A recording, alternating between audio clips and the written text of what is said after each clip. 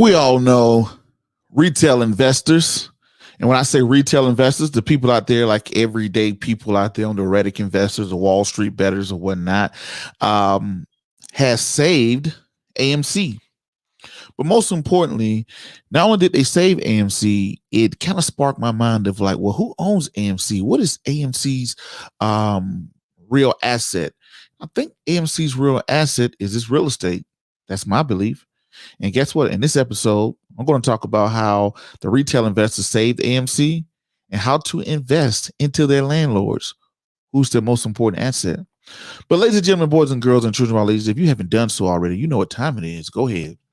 Hit the subscribe button, hit the bell icon, hit that like, comment, and share button.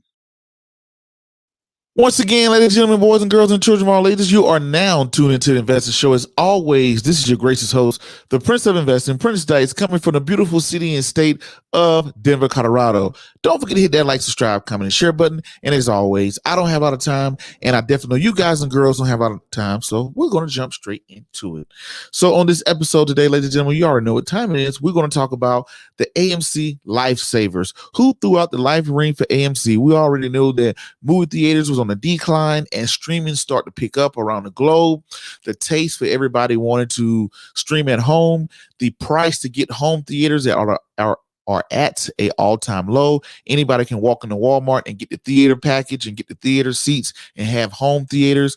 So movie theaters were on the downside as we went into the pandemic. Then the pandemic came through and really rocked the AMC, the movie theaters all together because nobody was allowed to go to movie theaters. And movie theaters started to die off even more, leading to their slow death of becoming a dinosaur. But what happened was we have this thing called social media, and Reddit got together, and you had the Wall Street bets. People started to create short squeezes, and people, retail investors, everyday investors started to get together and started to go against Wall Street, calling themselves the apes and all type of names, and they ran against Wall Street and ran up AMC stock. And when you ran up the stock, you throw millions and millions of dollars into AMC's pocket. In return, AMC raised a bunch of money from retail investors, and they was able to borrow some money. So they got like $1 billion. They got all this liquidity, all those great things. So a dying company that we thought was going to die off had a resurgence. Now with all this, people said, Prince, what do you think about it? Fundamentally, you know, guys and girls, you know, mostly on this show here, it's mostly fundamentals. And I think it's fundamental nonsense. You know, I look at I look at the taste of what everybody's doing. Less and less people want to go to movie theaters. I mean, that is proven.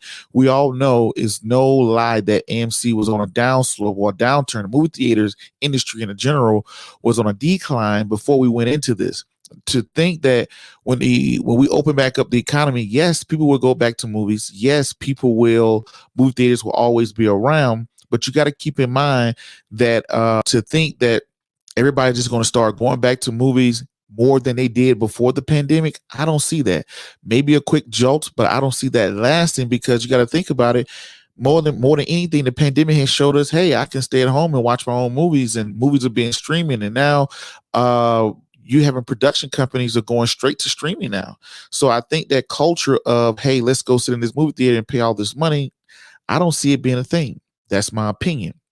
Now, something that I do like about the AMC savers is now on top of that, yes, it doesn't make sense fundamentally with a company that's losing money, continues to lose money, and was losing money, to think that, hey, they're going to turn themselves around now in an industry that's kind of dying off. Is like buying a newspaper company in 2005. Why buy a newspaper company when you know the internet is about to take over and dominate?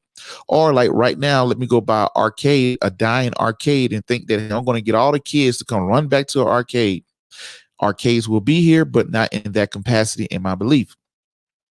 Now, I do like the David and Goliath vibe. David and Goliath. What I mean by David and Goliath is you have the little Wall Street people that's going up against the big juggernauts of you have the little retail investors going up against the big Wall Street people, and you got the one person, the Goliath, the big Wall Street bettors are betting down, they're betting up, and they're running up the stock. I like that. I do like the psychological mindset of, hey, going against the big guy, I'm always for the little guy. So I do like that mindset, even though it doesn't make fundamental sense.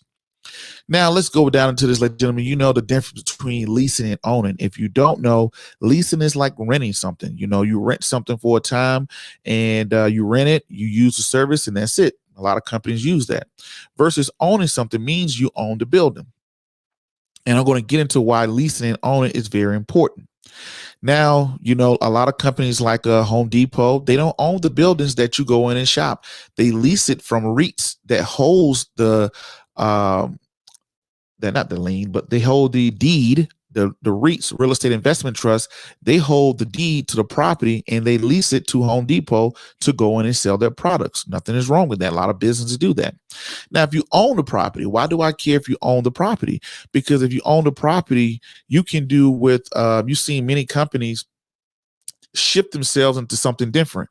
Like you've seen some malls turn themselves into Amazon distribution centers. So if you own a property, you can shift to what's new in the company or not new in the economy. Now, why is this so important, Prince? Everybody knows there is a real estate shortage across the country. Everywhere you go, Denver has a real estate housing shortage. This place has a housing shortage. You're seeing rent go up. You're seeing mortgages drop. You're seeing the price of houses just skyrocket and just jump higher and higher. So with low interest rates, so everywhere you go, there's a real estate shortage.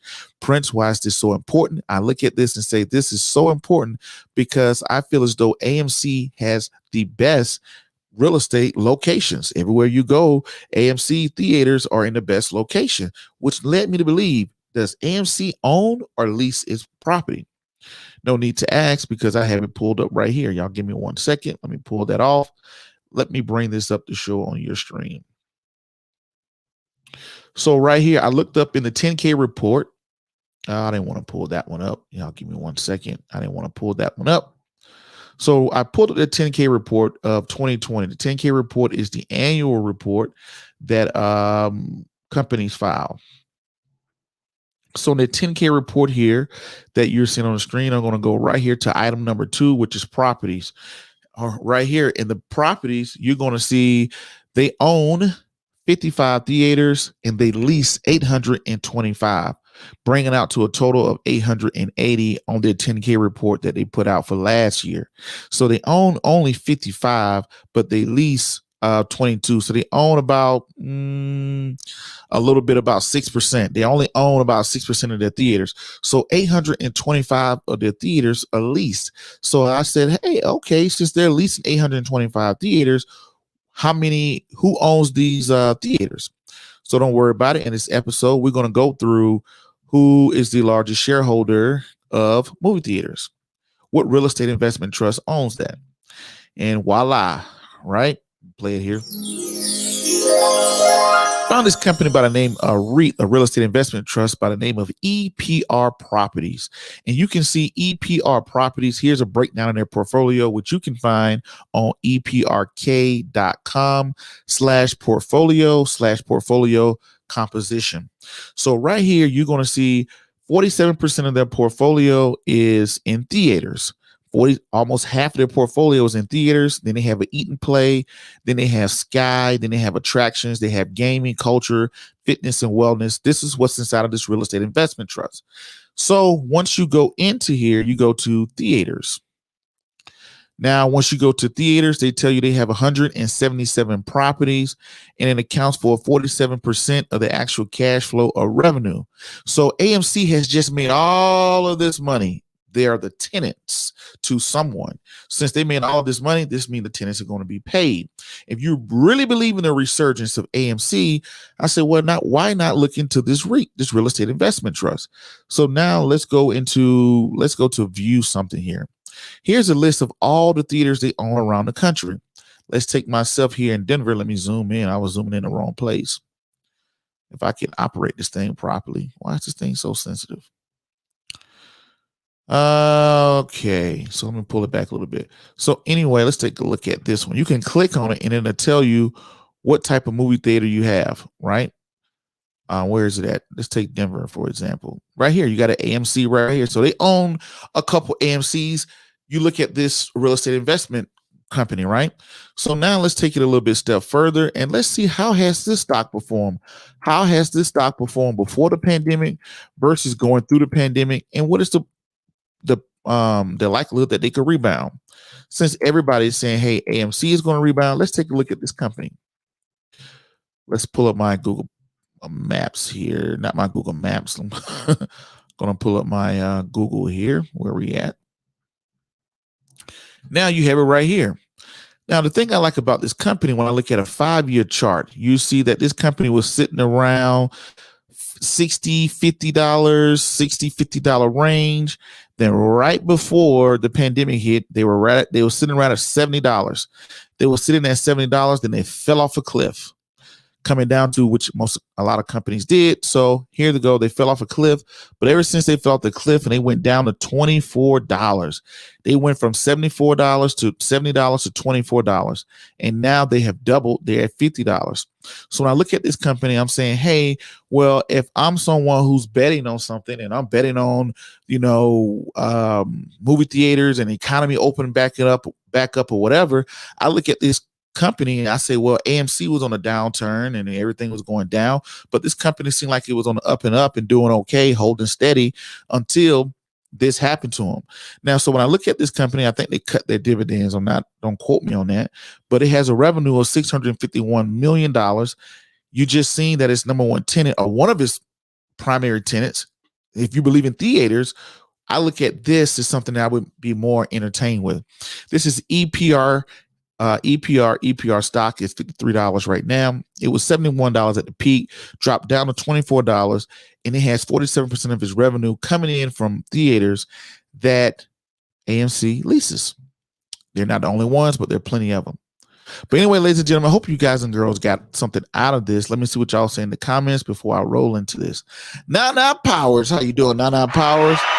Nice to see you there. Nice to see you. Thank you for checking me out on this late night random show.